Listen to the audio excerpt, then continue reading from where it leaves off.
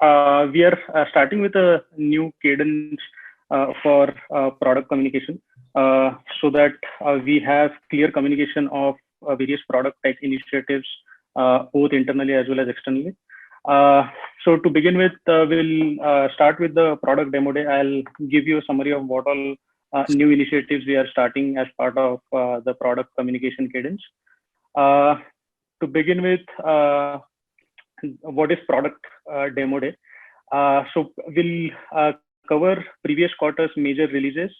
We'll give a demo of some of the key features released, enhancements released.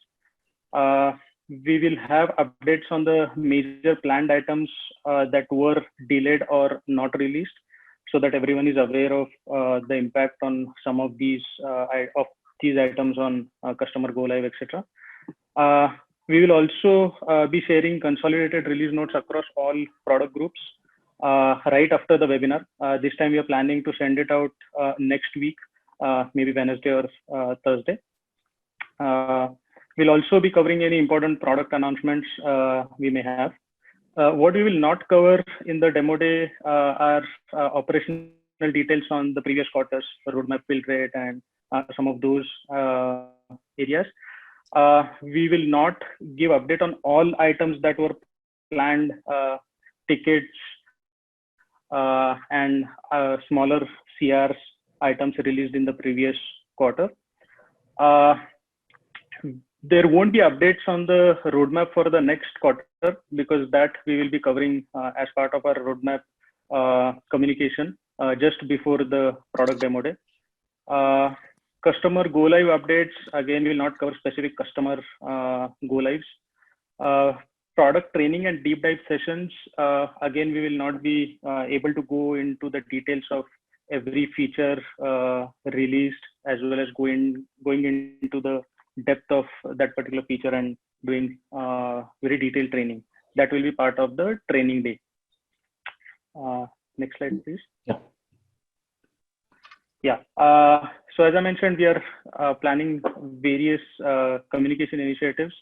The first one is product roadmap communication. The roadmap consolidated for all product groups will be communicated 15 days before the start of the quarter. I believe you must have received the roadmap for AMJ quarter a couple of weeks back. The demo day, which is what we are doing right now, it will be a 2-hour session during the first week of a quarter, followed by a product training day. So these would be 2-hour sessions roughly around 15th of each month. So all the features that were released and discussed during the demo day, we will have further 6 hours throughout the quarter to go into the depth of these features released and do some bit of training. Product training week, this is a new initiative we are planning, which is a week-long session, 2 days, 2 hours a day during the month of April and September. So we are planning the first product training week end of April. It will be again for 4 days, 2 hours a day. Yeah. Moving on to the agenda for today's demo day, we will be going through each of the product groups, covering some of the key features released, major updates. We'll start with Engage, and when we go into each of these product groups, we will cover the agenda for these product groups and then go into the demo. Over to you, Abhishek, for Engage Plus. Yeah. Thanks, Ron. Good morning, everyone. So we'll start off with Engage Plus major releases. In JFM 21, we have worked on quite a lot of features, and these are some of the major features that we'll be covering in this demo. So let's get started with social media CRM campaigns. So before even we get into the demo, so let's understand why did we even pick this particular feature. What we realized is CRM marketers have traditionally been using direct channels. They use SMS, email, mobile push, etc. to engage with their customers. But they do not use social media as often because they haven't had much exposure into social media for CRM campaigns. However, the users they want to engage, they spend quite a lot of time on social media, right? Everyone kind of knows how people use social media. So it makes sense for CRM marketers to engage with their customers over social media as well, right? Where they essentially spend time. Another reason why we picked this particular item is we realize that, I mean, lately telecom regulations are getting stricter, right? And we all know about the DLT changes that have happened, and for which the cost of SMS has also increased. Now, for brands, now social media is a good SMS alternative, right? And for all of these reasons, at Engage Plus End, it makes sense for us to support social media CRM campaigns, right? So what this particular feature does is it enables marketers to configure CRM campaigns on Facebook, Instagram, and Facebook partner networks directly from Engage Plus. So essentially, marketers can set up an end-to-end campaign on these social media channels directly from Engage Plus. Now, we currently had some support on this front, but that was pretty basic. But now it's an end-to-end solution that is available for marketers, right? So currently what we support is ads like image and video ads on Facebook and Instagram, right? But in future, we intend to support carousel image and carousel video ads on Facebook and Instagram. And little longer into future, we intend to also integrate Google display ads.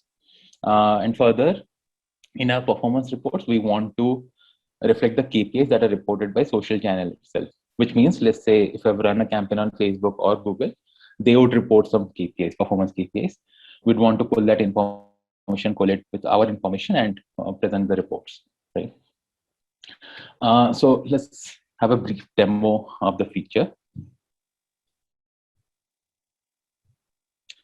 So if you see, so I'm in the creative section, a creatives page, and on the Facebook section. So how I'll launch a social media campaign is, first I'll click on create new. I need to specify a creative name. Next, I'll have to select a Facebook page. Now, Facebook page is essentially the brand's Facebook page. Now, brands would have an option to connect their Facebook page with Engage Plus in the settings page. So here I'm selecting supermarket, and then I'm selecting the format, which is single image or video. Next, I'll be specifying all the details that will be required for the ad. So essentially, we'd need to upload image or a video. So here I'm uploading an image. Next, you need to specify some text. So there are like 3 fields: primary text, link headline, and link description. Next, we'll specify the landing page URL. So essentially, whenever a user is served an ad, when they click on it, they'll be taken to this URL. User can further specify the call to action. Once all the details have been specified, user can generate a preview to check how the ad will look like once it is served to their users. Right. So this is how the ad would look like.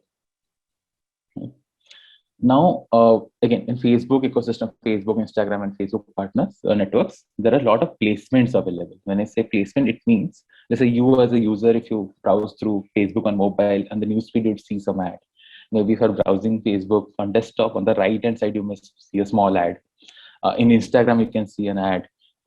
If you're watching some video in Facebook, in the video itself, you can see some ads, right? So there are different placements. Now, marketers can check the preview for all the whatever placements are supported directly from Engage Plus. Okay. So this is essentially Facebook Story Mobile. So when an ad is launched, if it is served in the story, then this is how it would look like. And this is again how it would look in Instagram.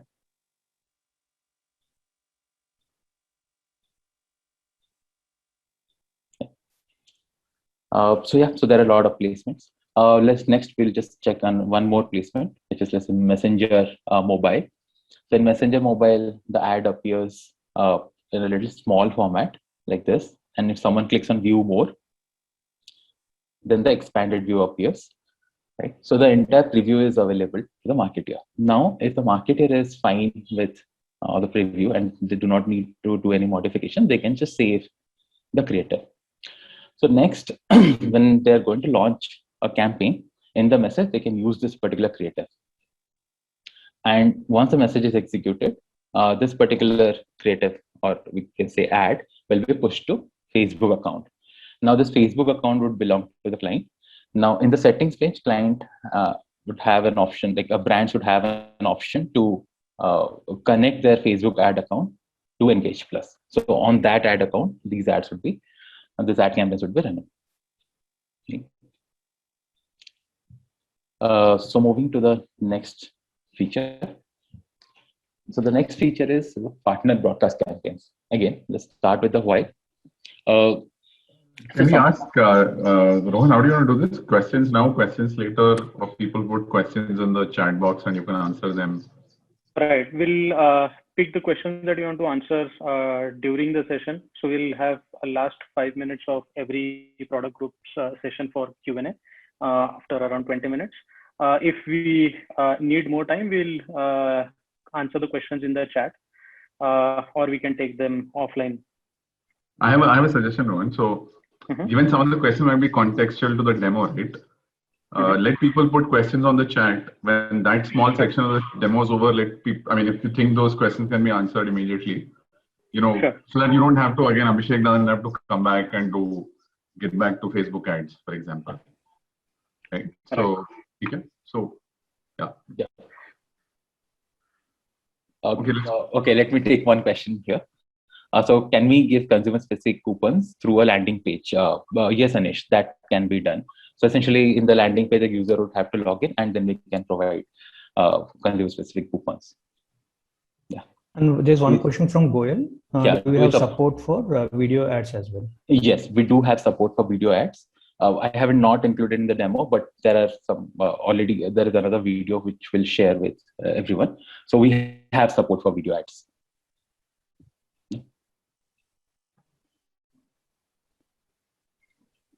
Okay. All right.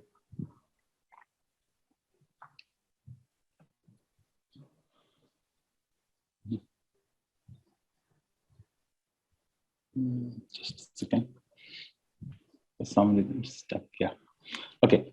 So let's start with partner broadcast campaigns. Again, to start off with the why. We realize some brands, they want to use capillaries, targeting capabilities, personalization capabilities, as incentive issuance capabilities. However, they want to do the delivery maybe through another system. When it's a delivery, they want to send the communication maybe through another system. An example could be, let's say if I'm an enterprise brand and my mobile app is being managed by some particular vendor, and till now I have been using their push notification service to send communication. For some time at least, I would want to continue with them because I do not want to distort the entire system. Whereas that particular vendor doesn't have a lot of intelligent capabilities which Capillary brings in, right? So I as a brand, again, I want to use Capillary's targeting capabilities, personalization capabilities, incentive issuance capabilities, or any other capabilities for that matter. But I want to send the communication through another system. So that is an example of the use case, the use case that we have mentioned here, right? And to address such use cases, what we realize is we need to make provisions so that third-party systems and our independent like functions that we have, the modules that we have, be it targeting, be it personalization, they can work in conjunction. And to take a step towards that, we have launched this partner broadcast campaigns. Now, what it does is three things. One, it issues incentive to the users who are added in the campaign. Second, user attributes for those users can be chosen to be downloaded.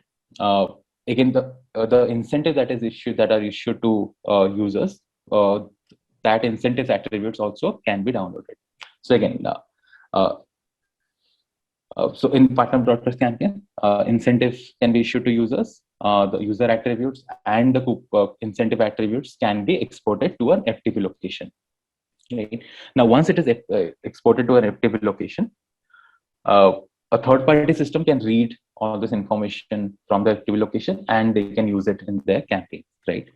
CP Hall has already started using it, but let me take you to the demo so that it becomes even clearer.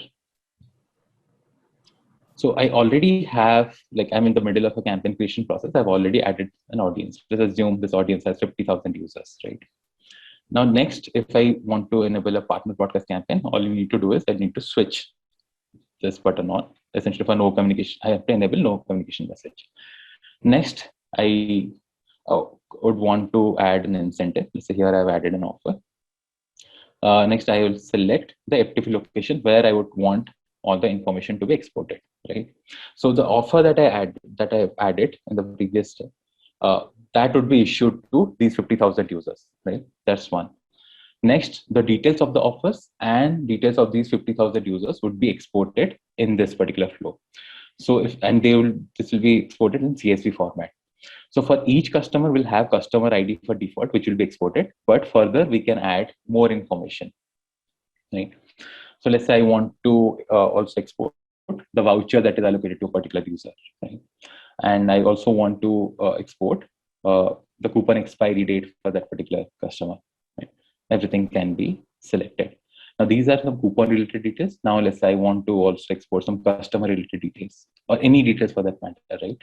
So I can select more details.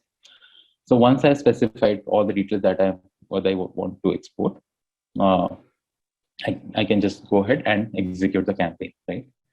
So this is done. If I execute the campaign, again, just reiterating, coupons will be issued and all the coupon details and customer details would be exported to FTP location, which can then be used by a third-party system. Before we move into the next question.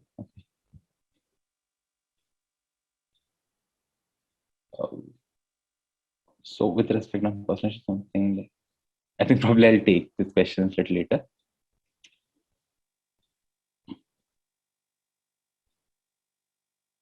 Okay, so the next feature is supporting both offers and point strategy in communication.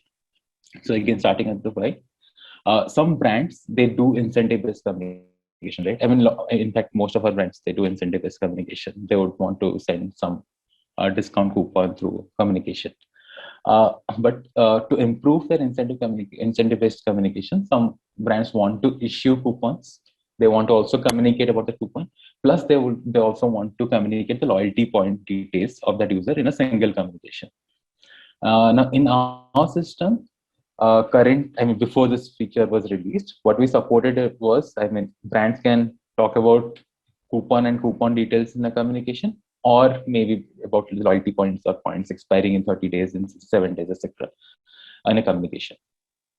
But given this observation, what we realized is we need to support addition of all incentives type to a message. And in that direction, we now support both offer and point strategy addition to a message. Now, let's say tomorrow some other type of incentive comes in, let's say promotions, then we would support everything, right? Offer, point strategy, promotions. So all the details can be included in a communication. It might be a rare occurrence, but yeah, you would have that support. Now, what this feature does is it lets CRM marketers again add both offers and point strategy to a message. Next, now CRM marketers can use both offer related tags and point strategies / loyalty related tags to a message, right? And this was the request for, so Kanmo and Shell are going to use this particular feature in one time. Let me just give a small brief demo. So I'm in the campaign creation flow. Now let's say, so I want to send a communication to users where let's say I want to communicate 10% off on spring collection. And for that, I would provide some voucher, right? So I've included a voucher tag. Then further, I also want to communicate to the user that some points that the user has are expiring this month. So better she makes use of it, right? So that is what I want to send. So essentially both offer and some point strategy related details, loyalty related details. Now, if you see in this content of, since you are using voucher tag, obviously we need to attach an offer to it, right? So I'll go ahead and attach an offer. Next, even if I have added the offer, but I want to communicate something with respect to loyalty program. So I need to also attach a loyalty program to the message. Yeah. So now, yeah, so both both type of incentives have been added and the campaign can be executed. Once it is executed, all the details will be part of that communication. So the next item will be covered by Madhupriya. So I'll stop sharing. Hi, hello everyone. Share my screen. Do you want to answer some of the questions in the interim that folks have asked? Yeah, sure. I'll do that. So Ritesh, questions? So I'll read out those questions for you. Yeah. Okay, so we have one question from Jyotishka. So will the ad metrics also flow back from FB to Engage? So we get summarized that data. That is not a question by JB. He has already answered a previous question posted by Aman. Okay. You can move to the next question. On personalization. What's the answer? The answer to that is that you get data back, right? You Yes. get some data, aggregate data back. Yes, Anish. So we will be able to pull the social metrics from Facebook and Google, stitch it with our data, and then have a consolidated report. But that is little longer in the plan, like ahead in the plan. Okay. So there's another question. So are we able to give reports for partner broadcast campaigns, considering the communication module is a different system, while the intelligence like segments or offer, etc., is coming from EngagePlace? Sorry, Harsha, can you go again? I mean, are we able to give reports for partner broadcast campaigns, considering the communication module is different system, while the intelligence such as segment or offers is coming from EngagePlace? No, so the communication related reports won't be available at our end, but obviously the coupon redemption information would be available at our end. So both the coupon redemption as well as the ROI reports, that will, because we know which customers are being targeted and customers who have responded. So we can generate all the ROI in the coupon redemption reports, but not the delivery statuses or the delivery percentage and all that, because that distribution is not essentially happening on our side. All right, let's move to the next section. MP, you can go ahead. Abhishek, you can continue answering the questions in the chat. Sure. MP, let's quickly wrap up the Engage section in another 3-4 minutes. Sure, Rohan. So we have released one more channel support in the last quarter, which is Viber.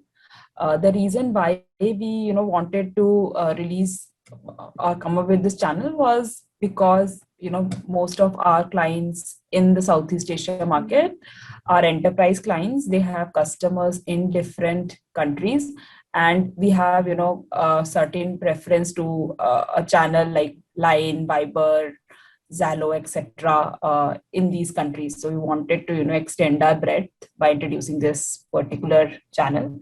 I'll quickly do a demo of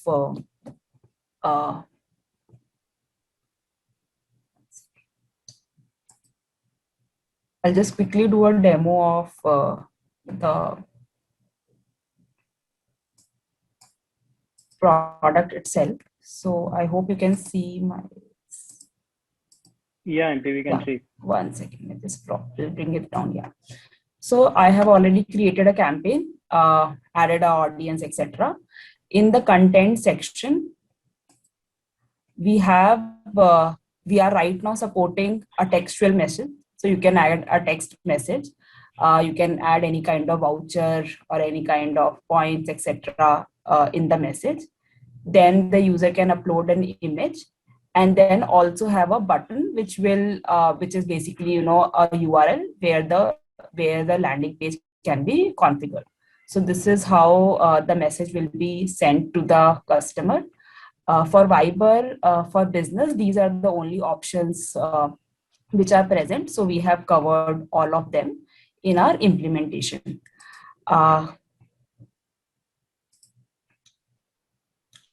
Talking about the implementation, so before any brand can start using Viber, they need to sign up a simple form which will talk about their business name, etc., and a warranty letter.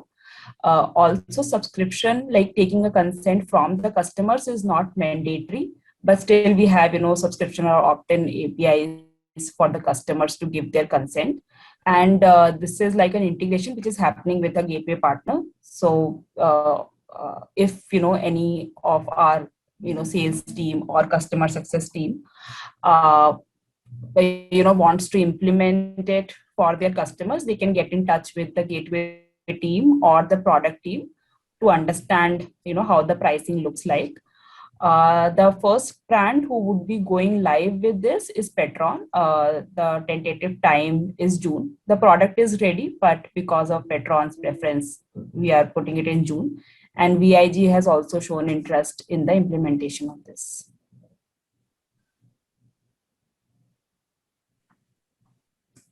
I think I'm done with the slides now. Next is Insights Plus. Thanks, MP. Thanks, Abhishek. Over to you, Aniket. Yeah, thanks, MP. I'll share my screen.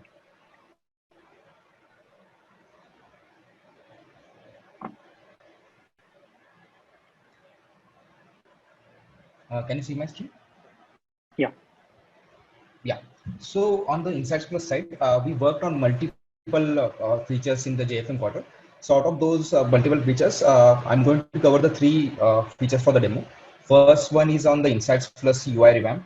That is the major feature that we have been working from the JFM quarter, and it's a multi-quarter feature. So this will continue in the next quarter also. Next one we have is around the funnel charts. So funnel charts is the charts that we can create based on the behavioral events data that we capture. And third one is around the sync notifications. So to start with the Insights Plus UI, just to give you some context on why we started working on this one. So Insights Plus old UI was developed maybe like around four years ago. So over the time we have added multiple features, and with these features, even though we added improved the functionality of the product, it also led to the increased complexity of the tasks that we perform on the product. For example, like if you talk about the basic tasks that we perform on the EI, like creating reports, creating charts, creating data export, and all those things. So what feedback we got from the multiple clients was that learning to create chart or like do basic operations on the product was too complex, and that was one of the major roadblock in improving the adoption across the clients. And now that we are moving up towards the self-serve clients, that was something we wanted to focus on. So with this new Insights Plus UI, we are focusing on simplifying all the tasks that you perform on the product, as well as making it more in sync with the Engage Plus, because Engage Plus UI is pretty new, and the EI UI was like totally different compared to Engage Plus UI. So with this new change, users will also experience the same interface across the products, like while switching from Engage Plus to EI for maybe campaign reports and everything, the experience will be uniform. So in the current quarter, on the major UI changes, we worked on improving the new navigation bar.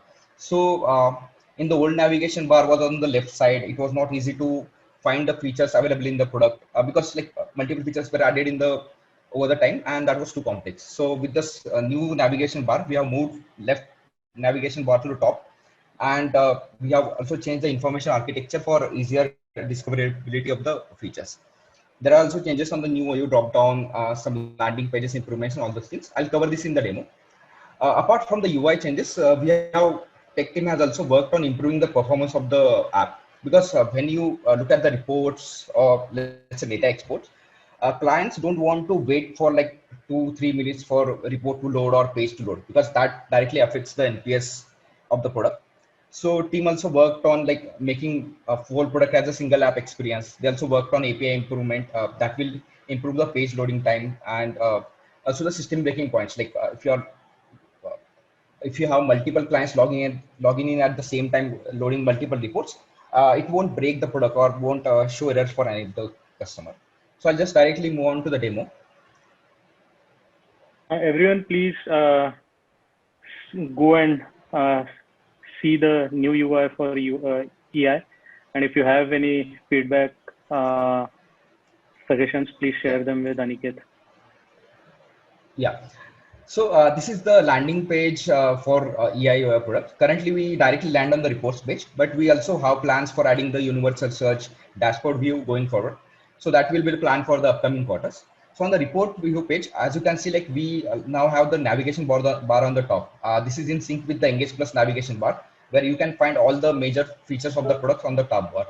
So in case of EI, we have reports, we have user segmentation, we have data connectors. So data connectors will have our data import exports. So that will be data export as well as the external fact.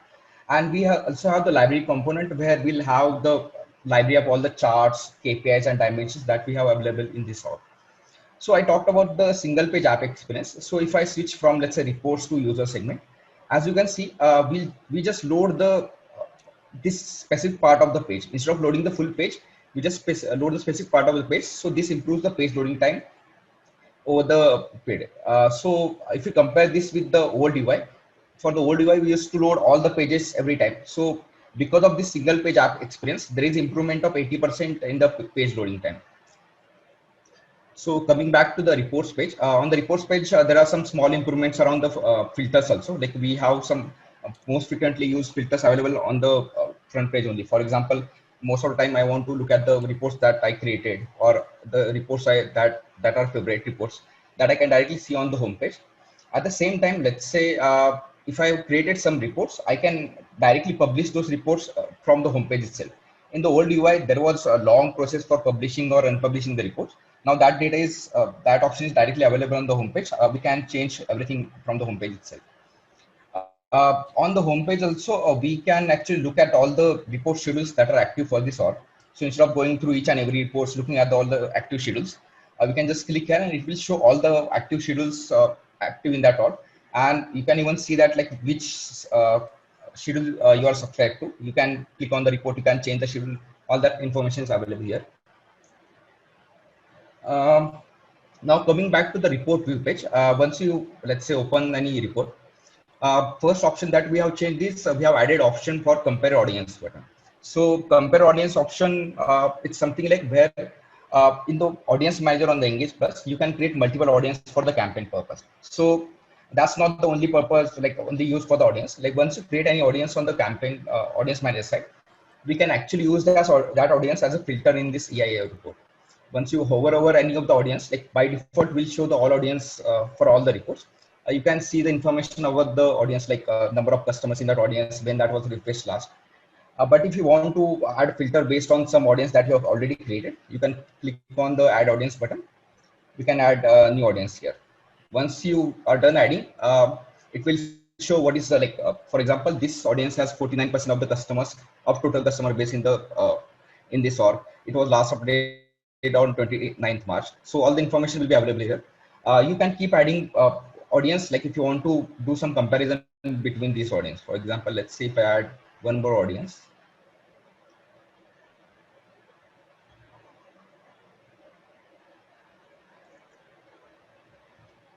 So with this two audience, it will show the comparison between these two audience for all the charts. For example, we have the sales report available here with multiple charts.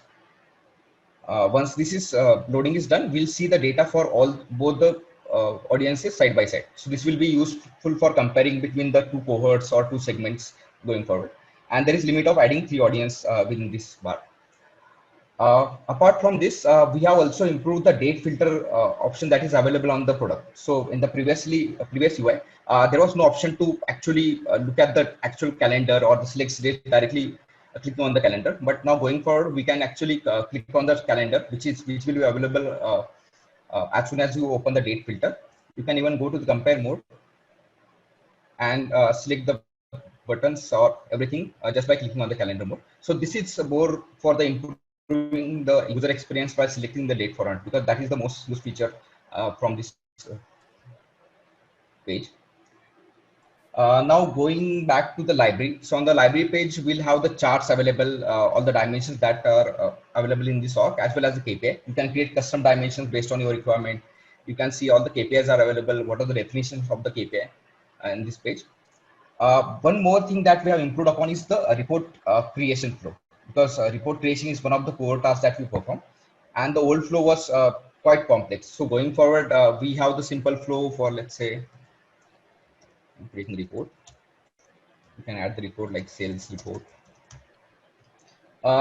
New thing that we have added is like now in the previous UI, we had like some standard categories that you can tag to the report, but that was not solving all the purposes. So going forward, you can actually add the custom category based on your requirement. I can add something like client report, which will be useful for adding the or like searching for the new reports going forward.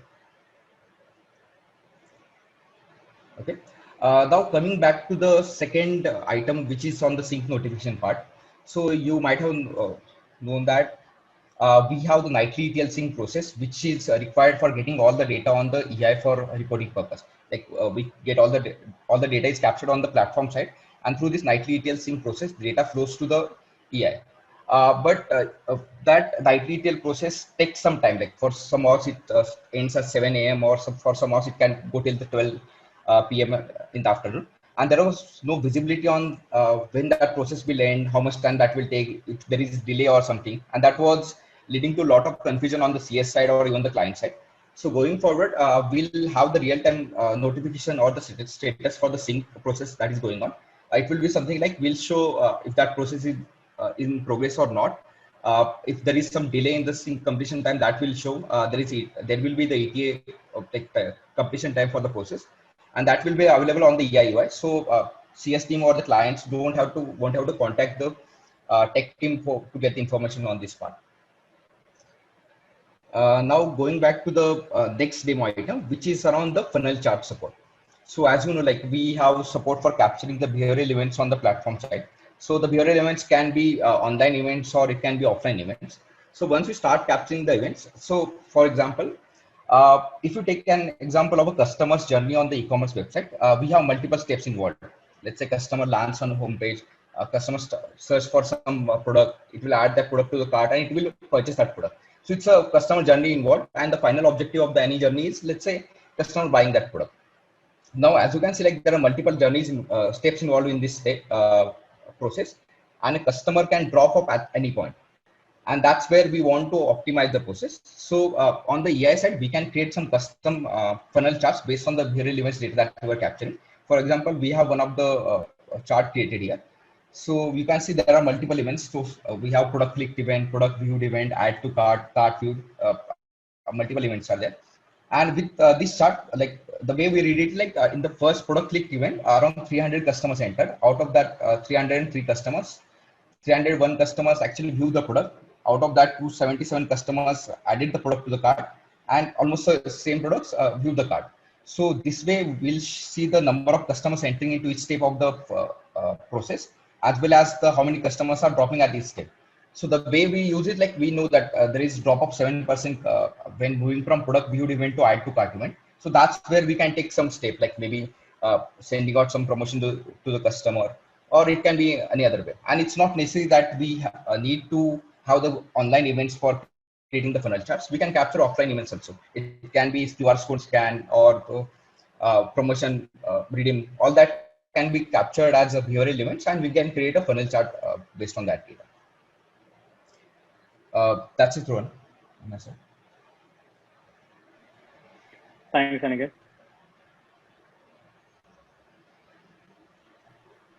Next is CDP, I believe. I'll share my screen, Ron. Yeah.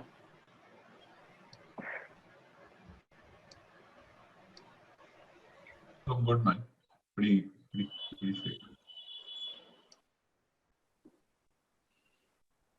Folks in the panel, can you check the Q&A section? We have a few questions over there, apart from the chat.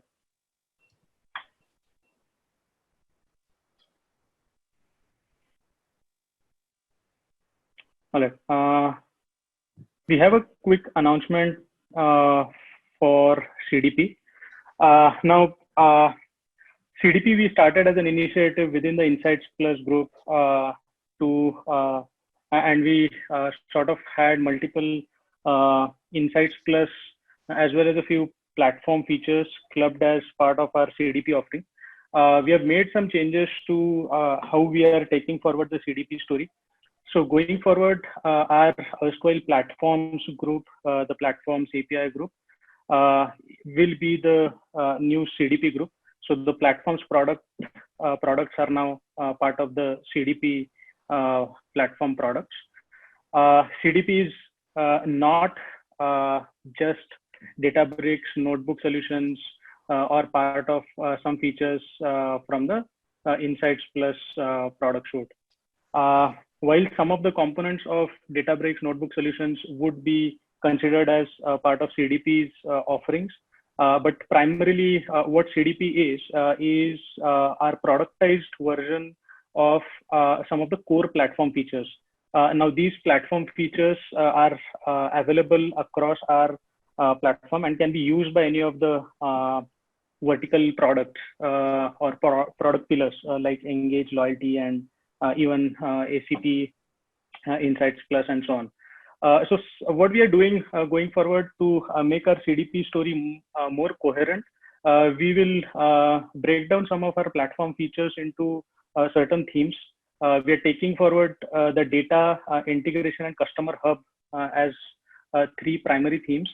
We also have identified some of the other smaller themes, but these are the primary themes, and we'll put various platform features and products within these three groups and three themes.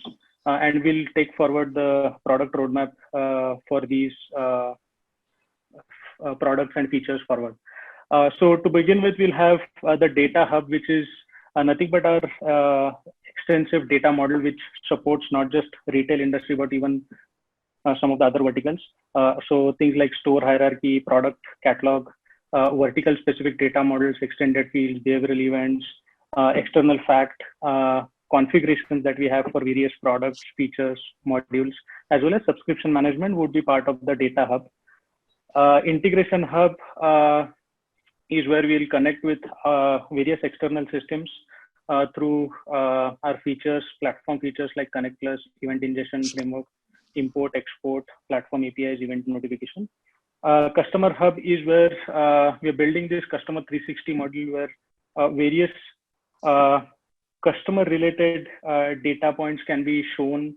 We can create meaningful modules like member care, fraud engine, identity resolution, segment browser, and so on. These are just some of the high level themes. We will have follow-up sessions with everyone on the CDP product components and our way forward. This will be part of the monthly product training days. So please attend those sessions, and it will be very worthwhile for especially our sales, pre-sales teams to understand how we are taking forward our CDP story and productizing our core platform features. So yeah, if you have any questions around our CDP positioning, messaging, please ask those questions in the Q&A chat section. Over to you, Anjana. Thanks, Ron.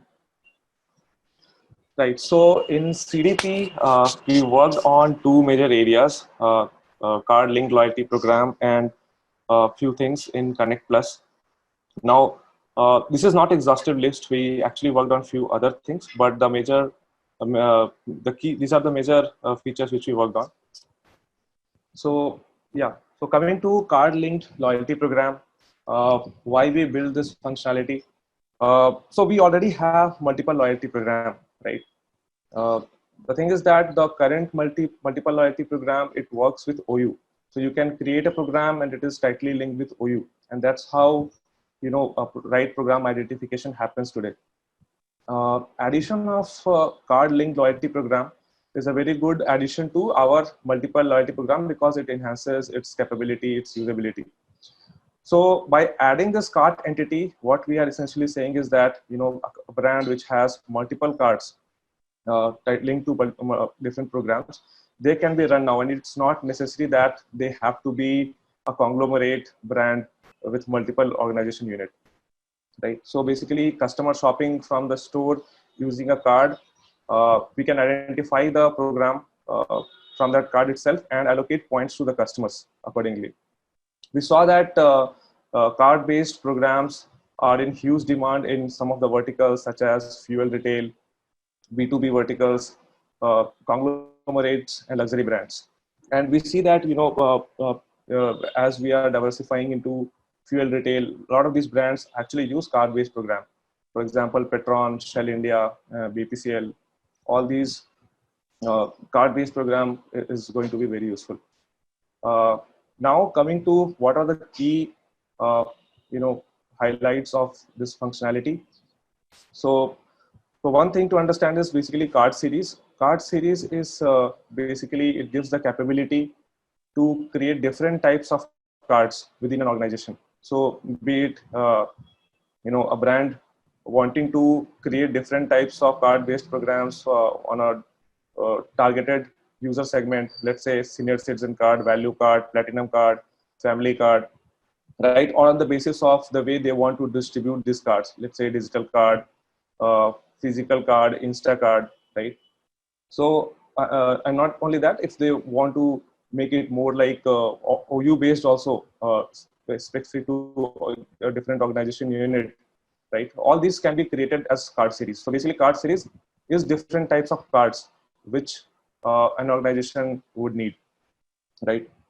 While card series enables card creation, types of card creation, what gets issued to the customer is one card. Now the card number that is issued to the customer, it becomes identified in our system. That actually helps, searching and fetching customer details on the basis of card number. So that is what is card number as identifier. We have also built card generation. We just don't accept the card number, card data. We actually have the capability to generate the cards. And these cards can be generated instantly, or they can be generated in advance in bulk also. So if you have digital card, you would want to generate instantly. If you have physical cards, which need to be printed, distributed to retail outlets, then they need to be generated in advance. So that can also happen from the user interface and APIs. Since we are talking about cards, so card status becomes important because any card can be active. It cannot be assigned to anyone. It can be inactive. It can be blocked, expired, and so on. So we have the capability to capture this customer status, and we have built in a generic manner where we have internal status codes for this card, but the brands have the flexibility to define their own status labels against these internal status codes. That way, the brand gets the can stick to their own terminology, and they can create their own workflow around card status. Then, very important functionality is basically tracking the card and identifying the card which was used in a transaction, and basis that identify the program from which the points should be allocated to the customer. So these are basically the key highlights of the CardLink loyalty program. Now quickly going to the demo session. So this is basically how you can quickly get started and understand what are the different things that we have built in CardLink loyalty program. So first part is setup. So before you start to issue cards to customers, you need to do some setup, which are basically two parts. One is creating the card series, and other is linking this card series with our own our loyalty program, right? So we have built APIs for all these things, so everything can be done. Every setup can be done using API.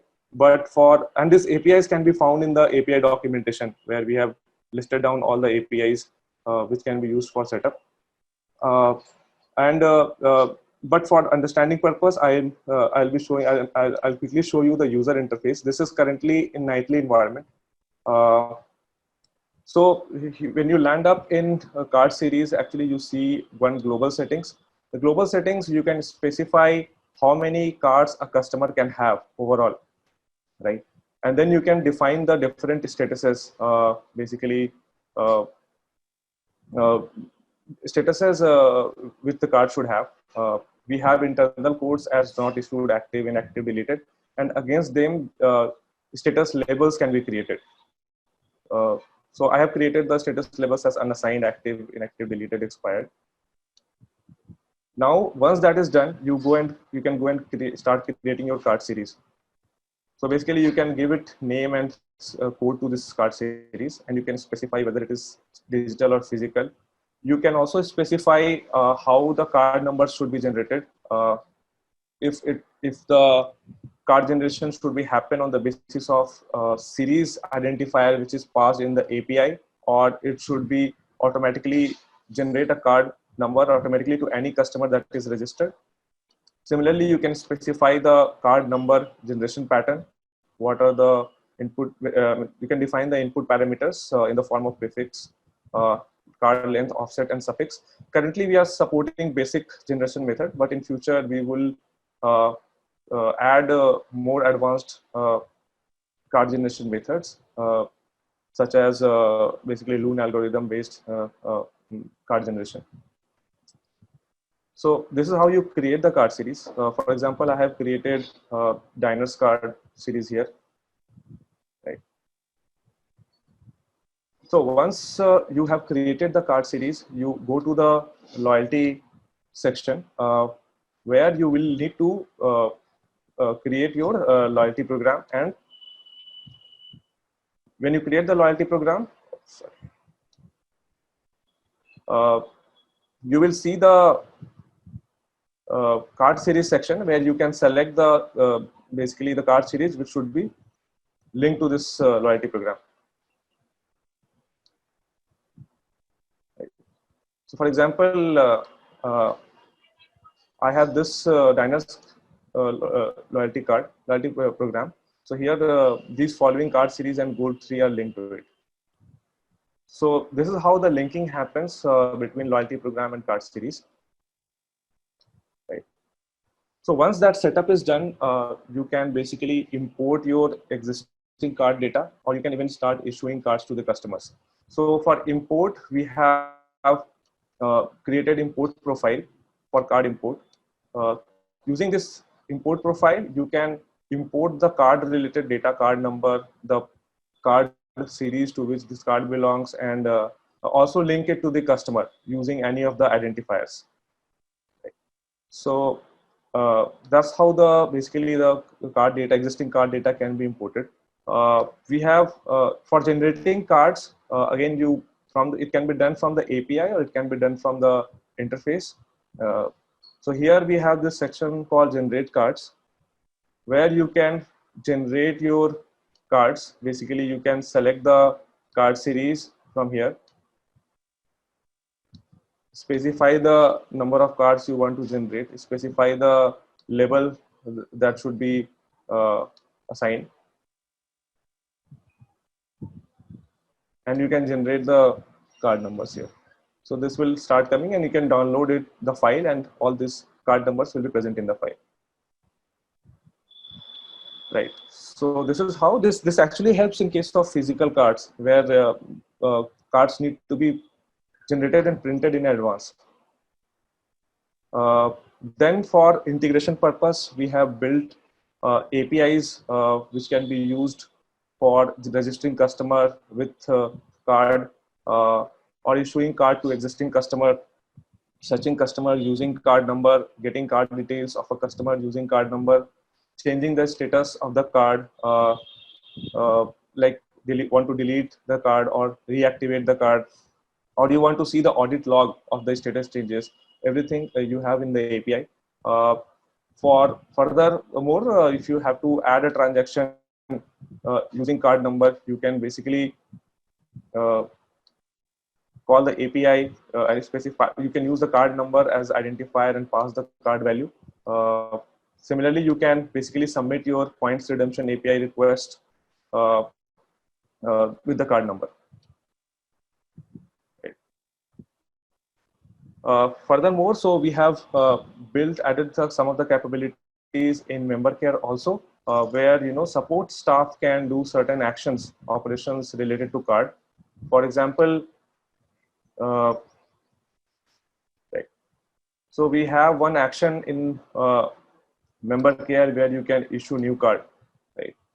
Here from this screen, you can either if the card is already printed and it is already a physical card, you can specify the card and link it to the customer, or you can generate and link if it's a digital card, you can just select the card series from which this card should be generated and associate it with the card. So both the options are available, linking a card or generating and linking the card. So that can be done from here. You can see the card details of the customer, which comes in the member care in this drop down. Changing the status of the card is also possible, where you can change the status from here. Right.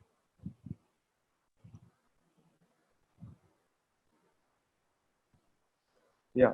So yeah, these are all which we have developed and are in production. Few things which we are still working on is basically providing the KPIs on the basis of card and creation of audience list using card attributes. So that we are working on. It will be released soon. Any questions regarding this? Anjana, there are a couple of questions. So folks want to understand whether we are talking about supporting external partner cards like credit cards, debit cards, and so on.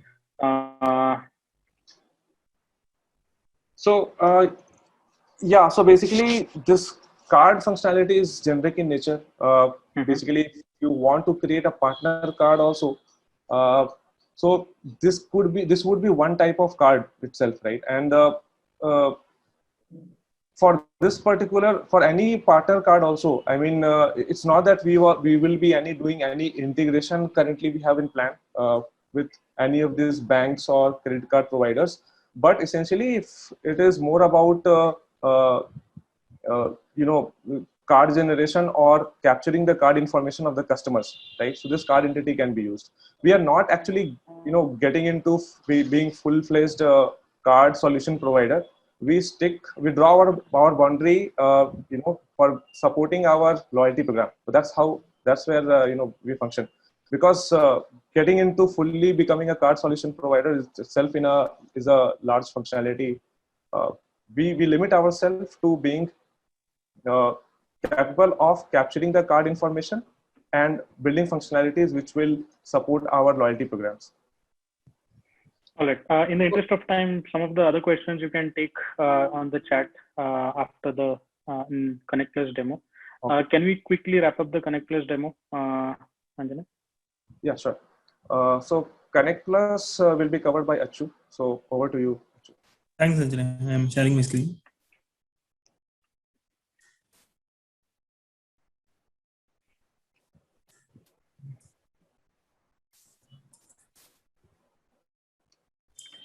We'll try to cover all the sessions by 11 in another 55 minutes or so.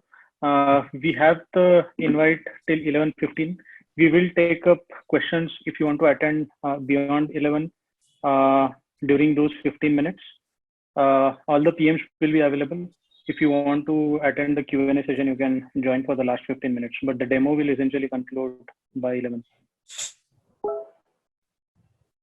Okay. Thanks, Ron. So I'll quickly run through the Connect Plus demo. So some of you might be already familiar with Connect Plus, especially on the integration side, and some of you might have used it already. But we wanted to cover it because we officially sent a release note a couple of weeks back, and since it's a larger group that is going to be seeing this entire demo, we want to show it and so that we can create more awareness. So I'll start off with what Connect Plus is. I'll give more context on what it does and how it can help any CSM or integration team, right? Okay. So basically Connect Plus is a integration framework which allows you to set up data pipelines without writing any code. So we call it a no-code integration framework. So what it does is, let's take a scenario so that we understand it well. So let's say that the client is passing, say, transaction data daily in a FTP folder. Okay. So now to ingest it into the capillary system, like typically what the integration team does, there are two ways to do it. One is through data import. So the advantage of using data import is that all the historical data can be captured very easily.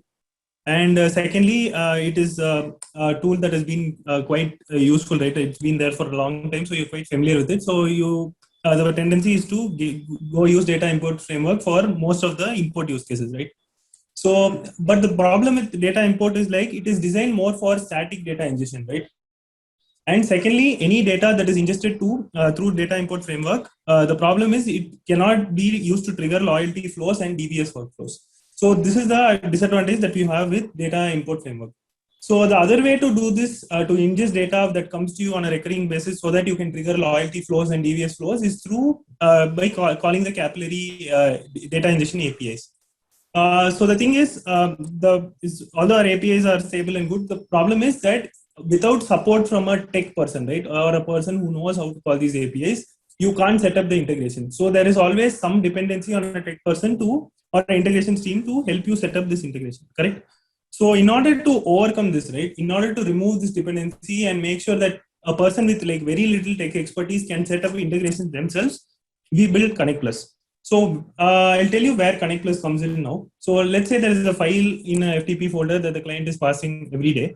What you can do is you can set up Connect Plus to get the file into capillary system. So what it does is it will allow you to, there are set templates inside Connect Plus which will allow you to map the data that is there in FTP to Connect Plus. And from there, Connect Plus itself will call APIs and pass the data into the capillary system. So it basically acts as a middleman between APIs and the source data. So you can think of it as a data ingestion connector. Okay. So this is what Connect Plus does as in a high level view. So in terms of highlights, like we said, any person with very little tech exposure can actually create a data integration pipeline. There'll be very less dependency on a tech person to do it. Secondly, there is no infrastructure management that you need to worry about because everything is there in the platform. All the errors that you see when ingesting data will be made visible to you so that you don't need to worry about anything else. All you need to do is just set up the integrations and make sure you monitor it in case there are any problems. The framework itself will tell you.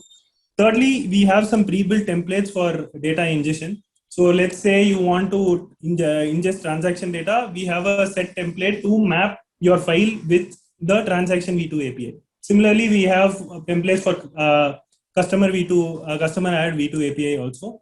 So there are also many templates that we are building on an on-demand basis. So basically, a template just allows you to map client data so to the API fields that are already existing in V2.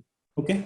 Similarly, Connect Plus also helps you with some egress integration. So what I mean by that is it can do some last mile data transformation. Okay. By that, what I mean is, let's say there is a use case. So for the data export framework that we have in EI, it is capable of exporting files in set templates. Like you have a members template, you have a bill line items template, and so on. So the thing is, all of these templates are independent. What we have seen is a lot of clients will say that I want these three templates that is being exported on a daily basis to be combined into one file and sent to me, okay, on an FTP location. So Connect Plus will do this last mile delivery for you. So EI, you can imagine whatever data export gives as like a pizza, and Connect Plus is like the toppings, right? It brings you to the form you want it to be in so that you can take it forward from there.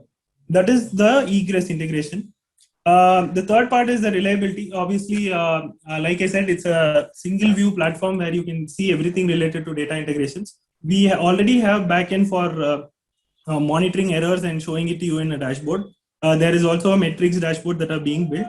And we are also creating some alerting system in the next quarter. Okay. So the last thing I want to highlight is that this is not a replacement for data import or export that is already there. It is more like a complementary tool, right? So data import is very good for importing historical data, and you should continue using it. But for live data where you want to trigger loyalty workflows and DBS workflows, Connect Plus is the ideal solution to use. So this is the overall view of what Connect Plus can do. I'll give you a couple of demos quickly. One is to show how data ingress works, basically mapping FTP data into capillary APIs. And actually, you have 3 minutes. Yeah, sure. So one thing I want to highlight before showing the demo is this. That right now what we have is we support only FTP integration. We don't have support for any other kind of integration now. We are planning to build that. Why we started with FTP is because more than like majority of the clients want that. So we started off with that. In the future, you will see more kinds of data connectors being built. Okay, so I'll quickly show you how the dashboard looks. So this is the Connect Plus dashboard. This, what we call this is, the name we use it is to refer to this is workspace. And inside that you have various data flows. So the thing is, you can imagine this like a train station where you're standing, and each of these are like separate trains, each going from one source to a destination. Okay. So when you click on one of these, you can see all the, so you click on one of these, you can see the source and the destination and the transformation that happens. And finally, any other steps that you want. So I'll just quickly show you how to add a data flow. Okay, so you go to add data flow on the top right. There is a call to action button. You just say some sample data flow. Here you select the template. So like I said earlier, there is a V2 transaction add and customer add template already, so that you can map your client data to existing API fields. You also have some mapping. So we have some templates for joining data. Let's say you want to join 4 files from SFTP and then put it into another SFTP folder. We have support for that. Similarly, SFTP to FTP, we also have a template for pushing data from FTP to S3. So there are various kinds of templates that you can use, either for joining or mapping to API fields. Okay, so once I say, let's say I do a transaction V2 add, so then I say continue. You can see you can see like 4 major steps here. One is connecting to source, which is basically the place where client data files are dumped. Then connect to destination is basically the endpoint of the API in our case.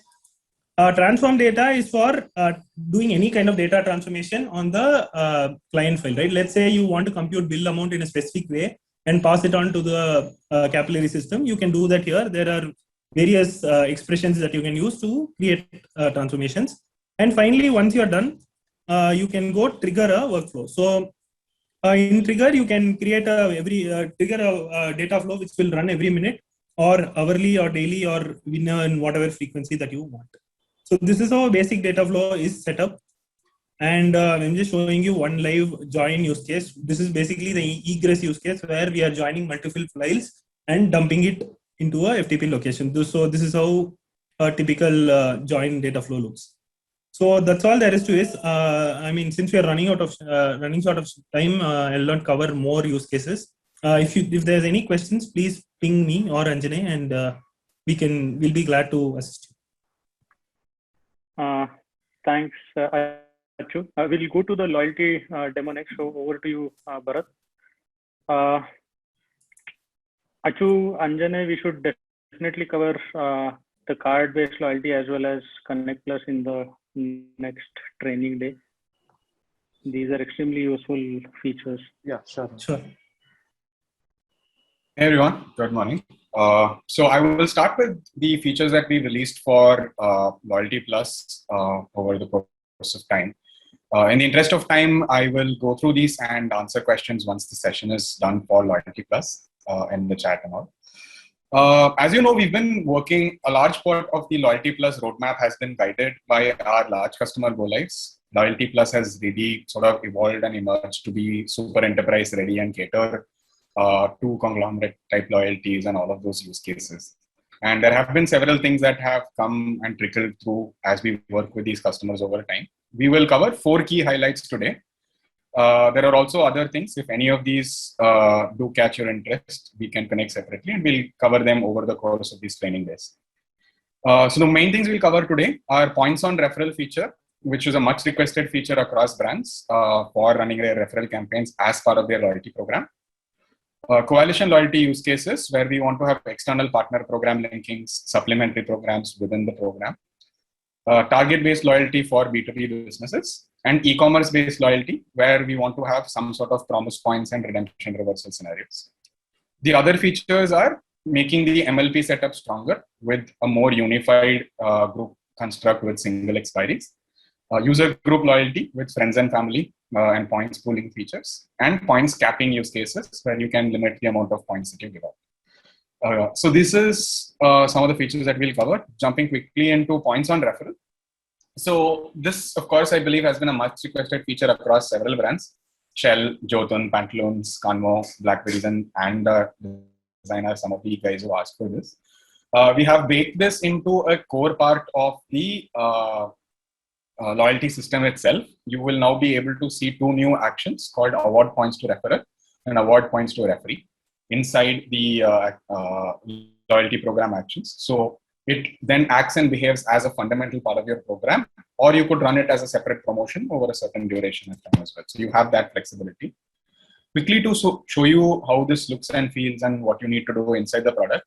The first step is very similar to how you would do a referral campaign earlier. You set it up from Engage Plus itself in the old UI. You're able to get the referral codes issued and the communication sent from there. I wouldn't go to that because that's an existing feature. But yeah, inside your Loyalty Plus, if you want it to be a core part of your strategic program, you write it inside your main sets. If you want it to be a promotion, you also have the option of doing it in promotion. We currently support this inside customer registration and transaction ad events. So these are the only two events that would work. And these are the two loyalty use, referral use cases, right? Where you want to incentivize someone and they make a transaction or not. The way you would do it is that there's the profile now called referral code. You can then check for how many times a registration has happened and how many times a transaction has happened. So if you want to, let's say, incentivize a customer for up to 10 registrations that a person has made, you put this condition. And then you say, whenever the transaction is made by the referee with the referral code, you are able to incentivize the referral by awarding points to them. In order to have set this up, you need to set up the corresponding allocation strategy. The allocation strategy needs to be governed by, needs to be claimed by the campaign.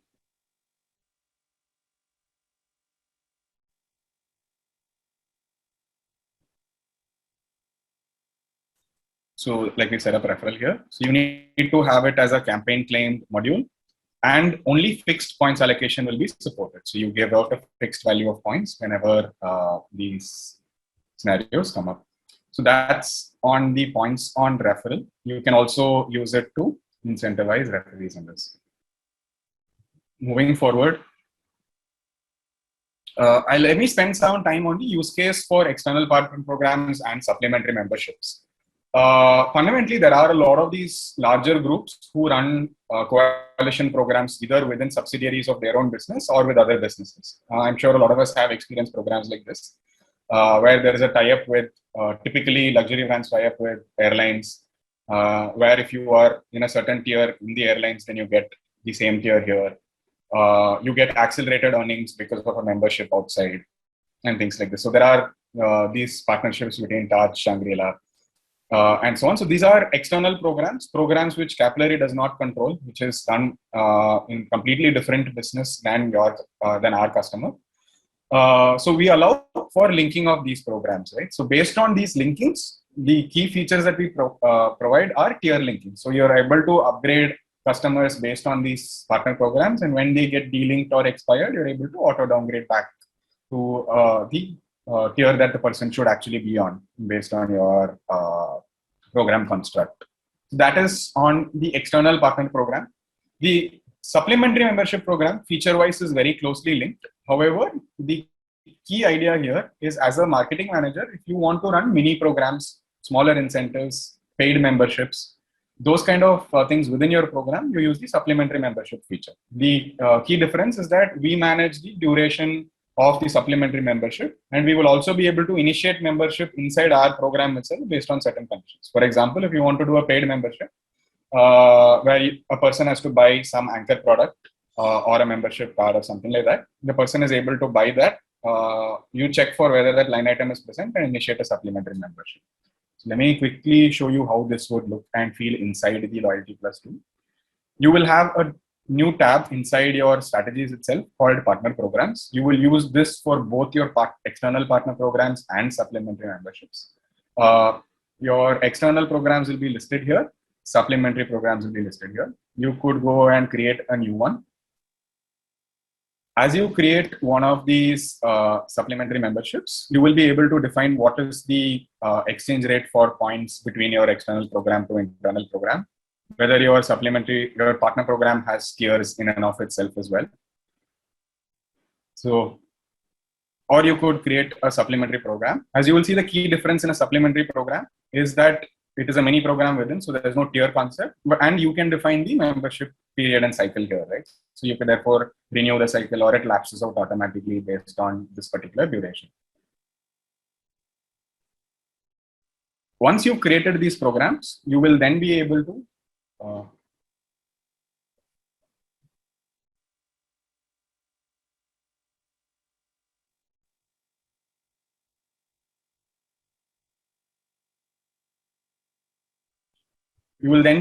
write rules based on these programs. So you could again do them either in promotions or your basic sets, where you're able to check whether the linking has happened.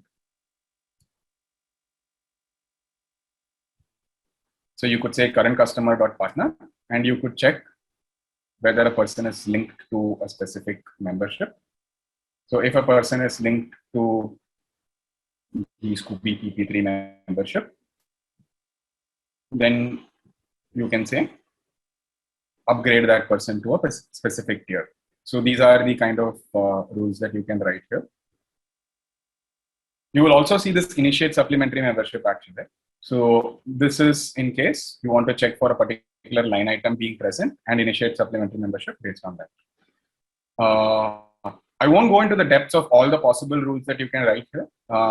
You can refer to support documentation, or we can connect offline if there are any specific queries on this. But broadly, this is the use cases and these are how it works. Moving on to the next use case here, which is target loyalty. Target loyalty is a very common use case for B2B loyalty programs, where you work directly with your customers and you incentivize them based on some sales target that those guys want to achieve. For example, as an FMCG retailer, maybe you want to set targets for your distributors, and then you say that if you purchase a certain quantity within the quarter, then you're able to sort of incentivize them whether they have achieved that target or not. You could also prorate based on the overachievement that a person has done, right? So for example, if you set 1 lakh as the target for the month and a person has purchased for 1,20,000 from you, you were able to prorate points on the extra 20,000 that a person has done. So that is the extra feature that target loyalty provides. So you will be able to sort of create multiple groups of targets, assign those targets to individual users, and then evaluate it once the period is over. In order to access sales targets feature, you will go to org settings.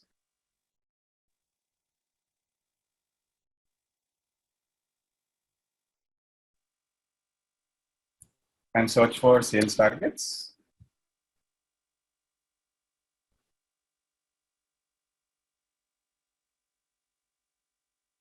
And you'll arrive at this screen. So you can create a new target group here.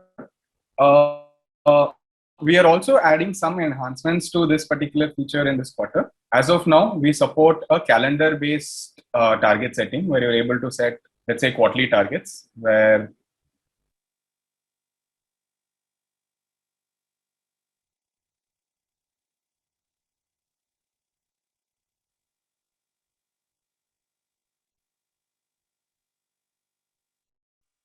so you'll be sort of able to set quarterly periods like this. And as you select quarterly, as you add periods, a 3-month window will keep getting auto-populated. And you can name these periods how you want. So these are the periods for which the targets will be individually selected and uploaded for the users. Let me show you one that is already set up.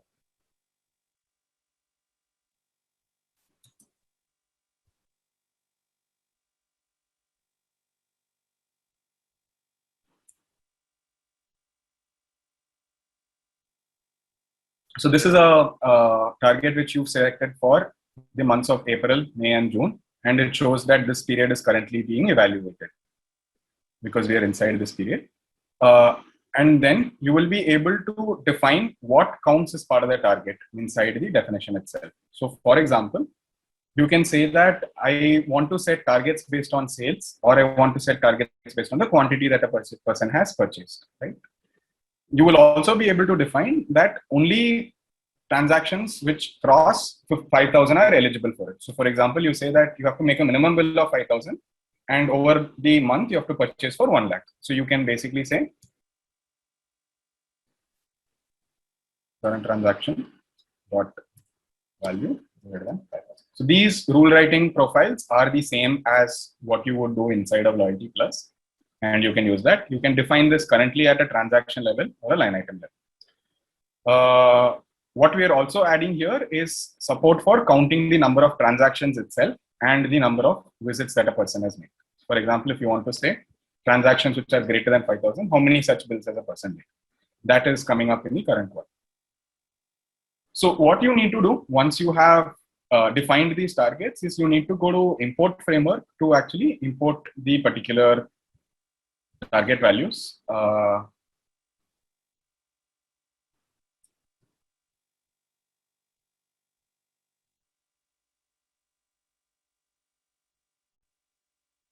Actually, yeah, this might take a while, so I will not cover this right away. But yeah, so there is a profile for target import where you will basically be able to select what is the target name that you have defined.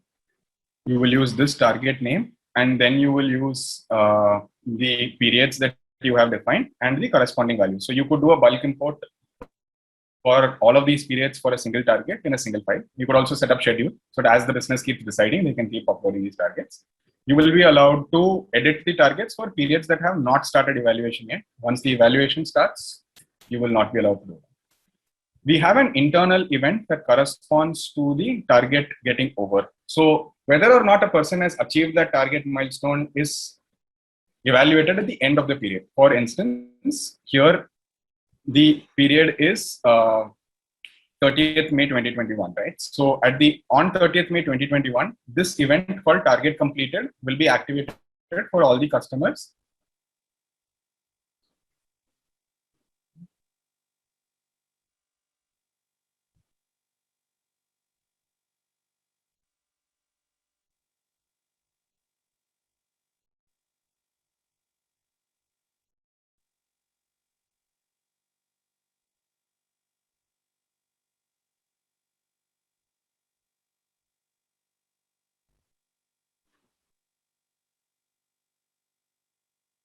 So this event called target completed will be activated, and then you will be able to create promotions here based on that. So you could basically say that this is the Diwali sales targets.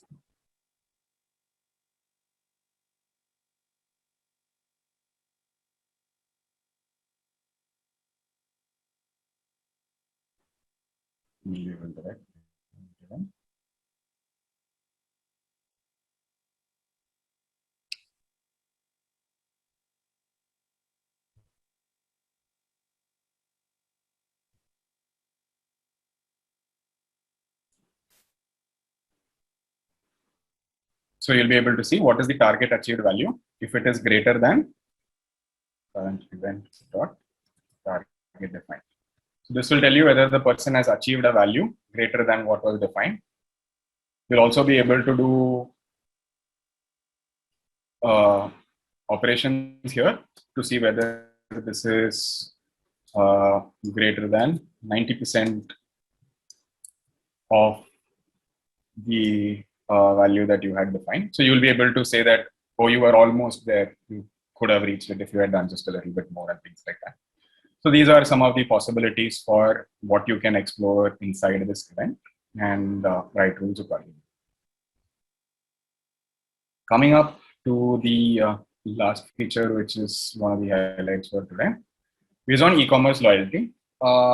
The use case and scenario here is that there are several scenarios where you want to award points to customers, but there is a certain return window that you provide or a certain delivery buffer that happens.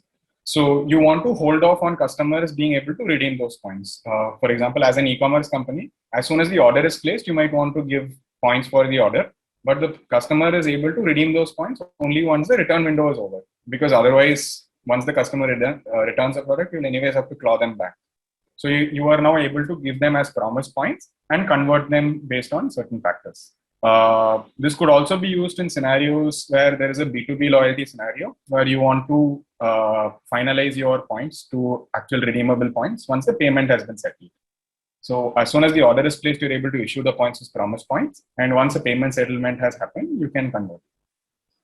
The feature itself operates at in sort of three options that you can do. The first is a fixed delay that works across all the points that you allocate for the entire strategy.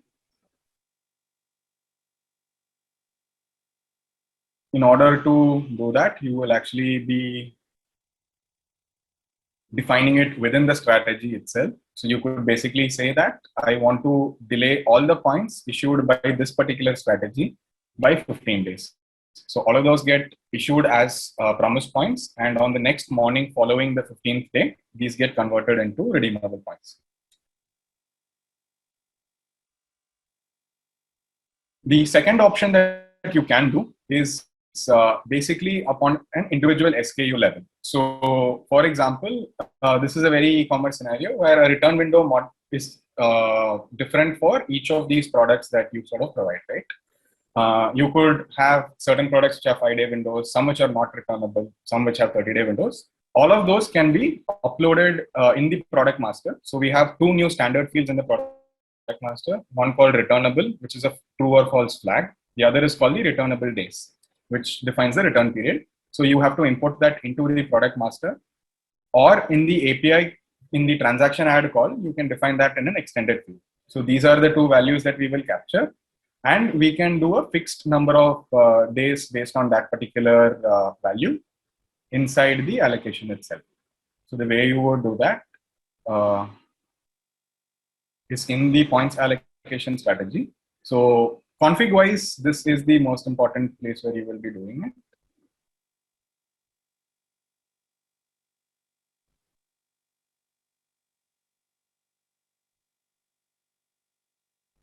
So yeah, there is a delay strategy here. So you can either use as defined in the allocation strategy.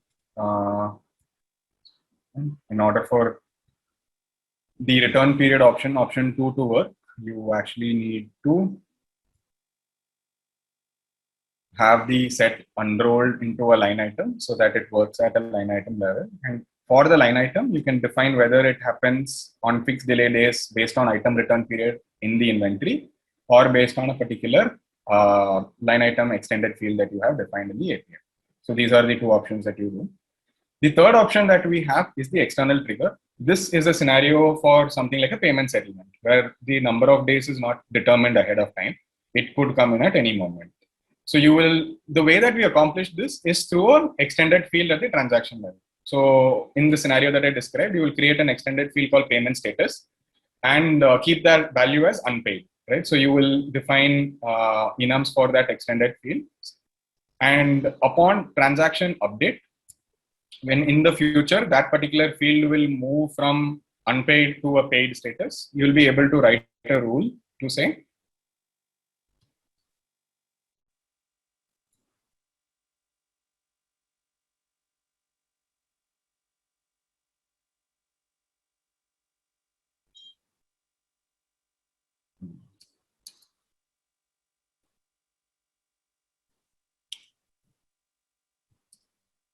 is extended field updated? So this particular flag will tell you whether an extended field has been updated or not. And then you can basically check the extended field value.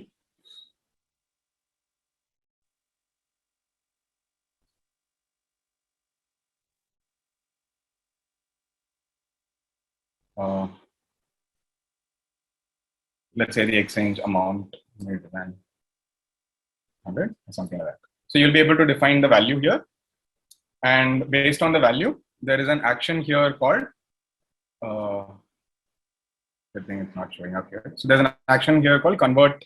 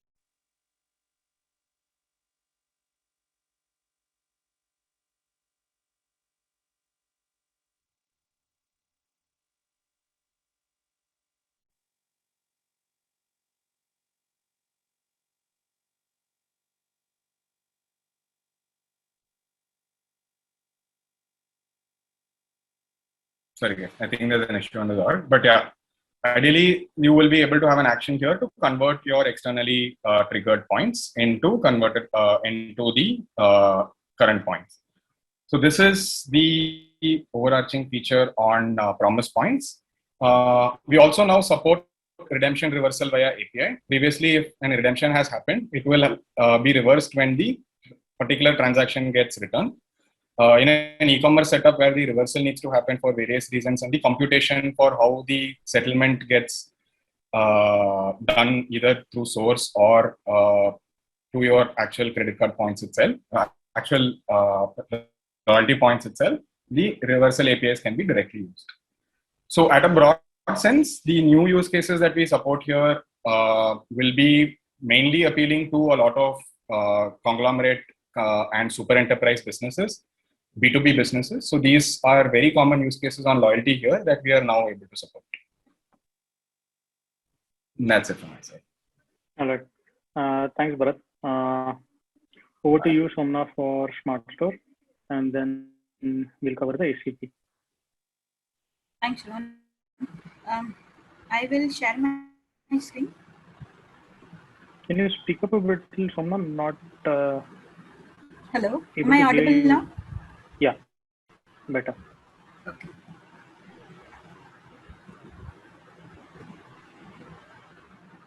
Somna, we have 10 minutes, and then we'll have to move to ACP for 10 minutes. I think 10 minutes should be enough for Gaurav.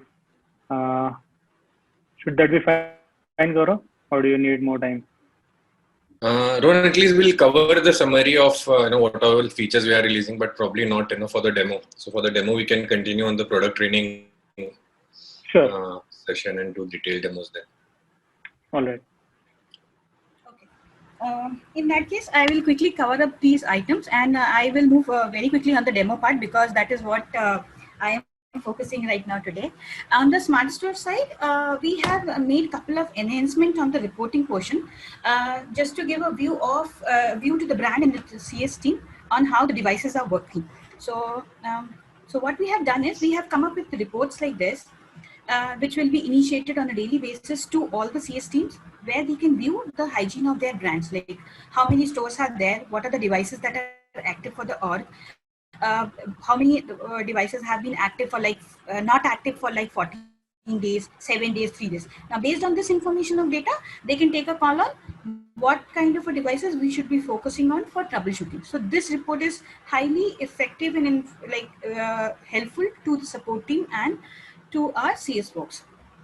Another report that we have been planning here is a brand specific report. So this will give a summary to the brand that for their specific brand, how many stores are active, what are the devices that have been active. Again, a brand level view of the above report that we have seen here. So this is these are the two enhancements we did in the JFM quarter. Why we did that? Because in the entire last year, the devices were down. We did not have too much of focus because the situation, there were no walk-ins happening. Stores were closed. We do not have visibility on the stores on devices are working, not working. So to give that visibility, these reports have been enabled and being used by the CS folks. Another new enhancement that we have done is on our V2 API. So when we were tracking these numbers in the quarter, we came across that there was a lot of delay on the V2 API that came across, and we saw that there was a lot of gap between the data that we came across in the V1 API and the V2.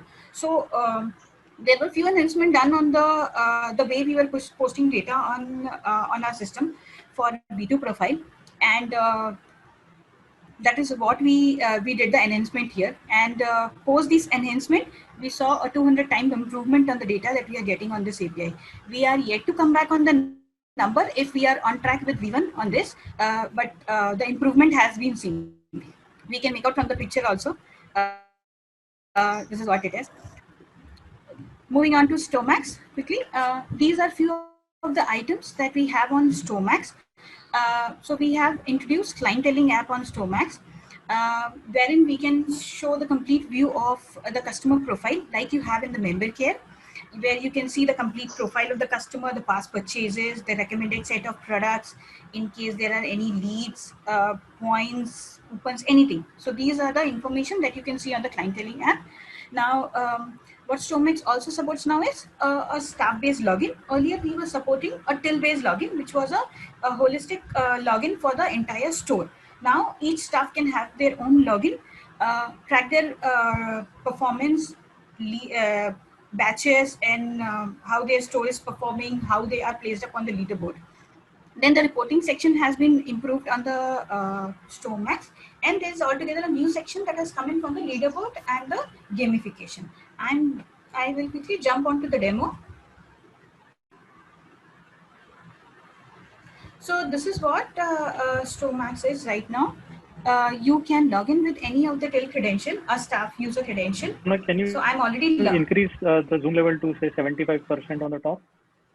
It's not very clearly visible. Probably Is a it? bit more. Yeah. Okay. So I'm already logged in here as a staff user. Now, the moment I log in here, I can see a card which tells me how what is your status as on today with respect to your task.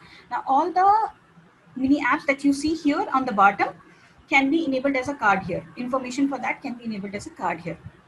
Now, the apps that are active for any all will be highlighted in this manner, and the ones that are not active can be disabled, like how you can see leads, visitor matrix, and the messaging portion. I'll click on the customer app. This is a clienteling app. I can feed in a number, and it will immediately search a profile. If the customer exists, it will auto-populate the profile here. If it doesn't, it will ask you to register a new profile. So this is how the profile will look like. It will give you a quick summary on the slab and the point. Then below is the below are the tabs which will give you any leads that are connected to the customer, the older purchase with the customer, the points history that you have with the customer, and the recommended set of products. So for recommendation, I will show a picture on how this will look like. My profile did not have any recommendation. So this is how the recommendation will look like for a customer. You will have image and a set of products for those. Okay. In case a customer is willing to get his profile updated, they can quickly request to the staff and ask for any kind of updation. You have the entire mobile update flow available here, where you can feed in the new number and it will be submitted as a mobile change request in WebRGL. The same applies to email ID. Any custom field information or the demographic information can be updated up here. Now, the fields that are displayed up here are like for demo purpose, like any client can have their own set of lists that we can display on this page, on the customer profile page. Cases where the customer is not registered.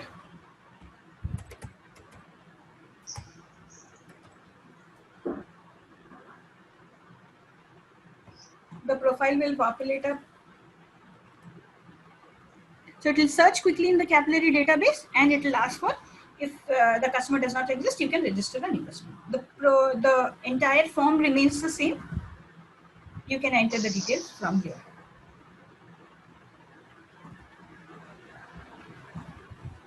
I will show how the lead flow will work out. So for an existing user or any new user, in case the customer is just walking into the store and finding and is looking for a product which he doesn't find in the store, they can quickly go to, staff can quickly click on add lead at the bottom, and they can choose the source.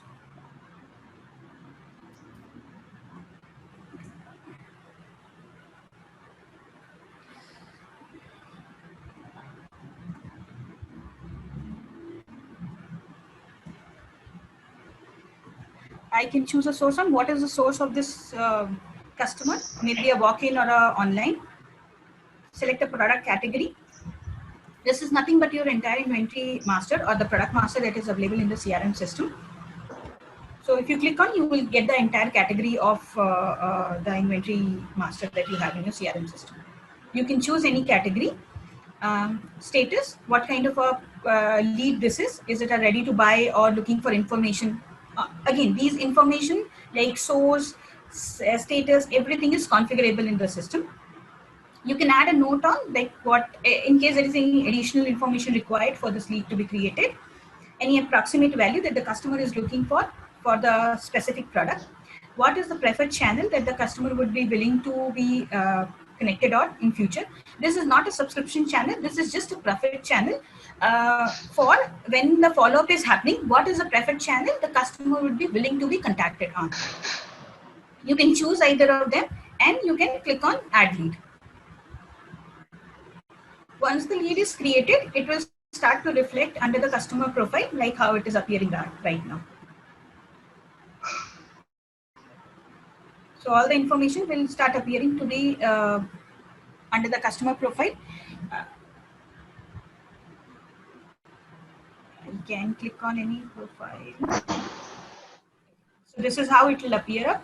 Now in future, if the staff is following up with the customer on this lead, they can take a call on if they have to close this lead or they have to give a new follow-up lead depending upon how the conversation goes on with the customer. Now coming back to the task module, here you can have all the follow-up leads, all the follow-ups that you have to do for the leads. You can get this created as task. Any birthday customers that you wanted to follow up and personally get the staff wish them, you can have those created as tasks. So this is how it will reflect up. You can create a task in the backend from Engage module and have your message up. Okay. This is how the message will appear up. If you want, you can have suggestions again coming up here, or any kind of a promo that you wish to highlight. Right? If you're running a store promo, which is a buy two get one, or any special promo for your VIP users, you can have it here updated as a promotion. You can share it using this button, which will directly link you to your WhatsApp profile. Now here the unsubscription that comes up is the subscription module. If the customer says, I do not wish to receive any message from the brand, the staff can quickly come back and click on the subscribe, and they will immediately go, they will be unsubscribed from WhatsApp channel. This here.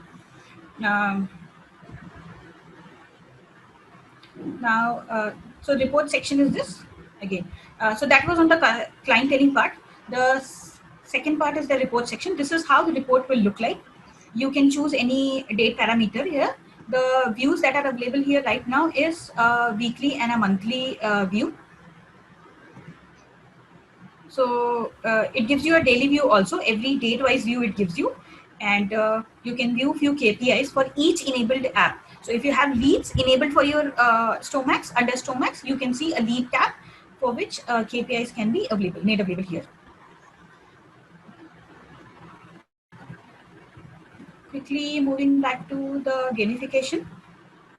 So under the customer profile app on the top right corner, you will find the gamification or the batch, entire batch that will have been given out to the staff. So you can set targets from backend. These are soft targets that you can send out here on Capillary Technology on the master setting page.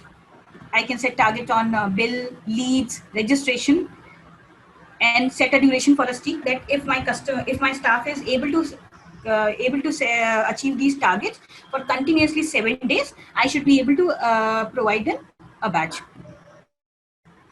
So this is how the badge will appear up on the customer profile. Now, if the badges are not given out, it gives you a summary here that you do not have any badge in this current month, and they get disabled like this.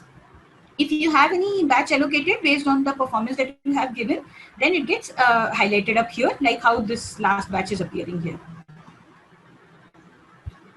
So when you click on view all, you get a list of all the batches that are available. So right now we have enabled the support for all these 3 batches. Then at the bottom, you can see the leaderboard, which will give you a rank where you stand up in terms of your performance with respect to this KPI, which is sales. This is a competitive board where you can view your performance with respect to other stores. So that was on the leaderboard. There are a few videos that are uploaded which will be helpful into a day-to-day operation for the staff. So Rohan, that was very quick on the demo side. All right. Thanks, Somna. I think we should definitely share some more material on the StoreMax to our pre-sales teams. I think we had few customer discussions where the customers did find the product really useful for their store staff, especially the post-COVID era where most of the stores have sort of cut back on the overall number of store staff in each store, and they have to manage a lot of processes at the stores. Some of these can be taken care of through the StoreMax really efficiently. So I think we should definitely engage with a few customers on StoreMax. Sure. All right, over to you, Gaurav. Sorry we could not manage the time well. Maybe next time we'll have ECP right at the start. And also we'll do the elaborate demos during the training day. But yeah, please go ahead. Yeah, thanks, Rohan. So I'll, can you see my screen? I'll just put it in presentation mode. Yeah, Gaurav. All right. So we won't be, as Rohan mentioned, we won't be covering the demos today. We'll do it in the next session on 15th. So for today, I'll take you through the different features that we have built in JFM, plus a few highlight features of OND. So I'll jump right into it. So this is, I mean, one of the main features that we have built on improving post-purchase journey and improving customer NPS is showing order delivery ETA on my account and order tracking pages. So this essentially gives end users a visibility on what's their order status and by when can they expect delivery. And this delivery ETA is available on at line item level. One of the main reasons we built it is when we saw the data that the largest number of customer queries coming to any customer service or support team is essentially asking on order delivery on when is it coming, where is it right now. So hence we decided to build this. A related feature to this is sending SMS and email communication to customers on ETA changes, any delays in ETA. We have also built reports for identifying and analyzing missed ETAs. So this is a kind of post facto analysis on what went wrong and how to improve on ETA compliance. Another feature on the post-purchase side is detailed logistics shipment tracking on my account page, order tracking and communication channels, so that customers can exactly see where their order is at that point in time, especially once it has been shipped from a warehouse or a store. So these features combined together will essentially give better order tracking and detailed information to customers on the website or apps itself, instead of for them to go to a call up customer care or write to service agent. All right. Coming next to the next set of enhancements are essentially to improve product discovery. So the first bit is on the search side. So we have kind of done 4 enhancements on improving the site search. So first one is tracking no results pages and queries that lead to these. So essentially when a user searches something on the site and he doesn't see any results, that leads to bad experience and a higher dropout and eventually low conversions. So the first thing we wanted to do was to understand, where users are encountering no result pages and then try to reduce them. So the first part kind of helps us get insights into what are the problems being faced by end customers. And to address some of these challenges on no result pages, the first thing we have built is support for synonyms configuration, because this is something kind of a standard feature nowadays, where any product might have multiple synonyms. For example, trousers, pants, could be jeans. So to be able to based on context, to be able to define different synonyms for search terms and end up delivering better results and reducing no results pages. Next is handling for spelling mistakes. Again, this is very common kind of a reason that leads to no result pages, where a customer would type in a wrong spelling for a particular search term, And since we are trying to do exact matches with labels, it leads to no result pages. So handling again for spelling mistakes will hopefully lead to reduction in no result pages. The next feature is on kind of a different track where we already support auto suggest. So when a user types in a few initial characters, we are able to predict and give an auto suggestion of the search term or the product that they might be looking for. So what we have done is done performance enhancement on this so that these auto suggestions load up faster and it becomes easier for user to select and then navigate to the right page. Coming to the next piece on improving product discovery is filter enhancements.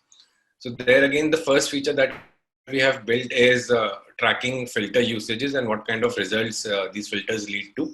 So this feature is important for us to understand what is the usage pattern and what are the areas that our customers are facing issues in, so that this gives us further insights on how filters are being used and identify areas of improvement and build new enhancements on top of it. Another filter that we have improved on is a multi-select filter for price. So right now we supported either a sliding filter for price or checkbox filter. And within checkbox, the user could only select one price range at a time. So if they wanted to look at an adjacent price range, they would have to select the next one that would kind of reload the page and requires more action and more time for the user to see the intended results. So we have given this option of multi-select filter where they can look at different price ranges at the same time. And this will lead to better customer experience. I'll go to the next slide now. So there is one more large feature that we have built on in JFM, which is product replacement workflows. So this essentially gives user an option to replace an ordered product instead of returning it. So most common use case is size issues in apparels and footwear. So these industries, these verticals, the majority of their returns are happening because of a size issue, of a wrong size ordered, a smaller or a larger size needed. And this, without having a replacement workflow, users tend to just return these products, probably without reordering it. That leads to loss of revenue. And giving this option of replacing a product, for example, I ordered a large shirt and I want to get a medium or an XL, I would be able to go to my account page, simply select a replacement, and that the original product would be picked and the changed product would be shipped to the user. So these were some of the large features we have built in JFM and have been released. Now quickly wanted to cover a few things that we did, some of the large things that we did in OND. So first one was subscription module, which kind of enables users to sign up for flexible subscription plan for different products and provide support for recurring payments through a closed wallet. So the users can recharge that wallet and then look at what are the products they might be needing on a daily basis or a weekly basis or monthly basis, and accordingly sign up for different subscription plans. This has a very strong use case for grocery, which sees very high usage of repeat orders and same products being ordered at a kind of a defined frequency. So this subscription module kind of helps to address those use cases. The next one was contactless ordering through QR codes. So this is one specific feature we kind of built for the pandemic era, where there was very specific requirement from customers or rather from our merchants that they wanted to give this kind of ordering flow where user can scan outside a store or from the parking area or somewhere, say it's a eatery location. So this was specifically for QSR. So they'll be able to order for a takeaway, for a dine-in. So this was essentially built to enable those kind of user journeys. So next two are on, next one is unified login and registration flow for faster login and higher conversions, which has an inbuilt CRM validation. So that if a user who is registered on the CRM site visits the website for the first time, they don't have to go through entire registration process. They can directly log in and not all their information is pre-filled from the CRM database. So this will lead to easier logins and higher conversion at that funnel step.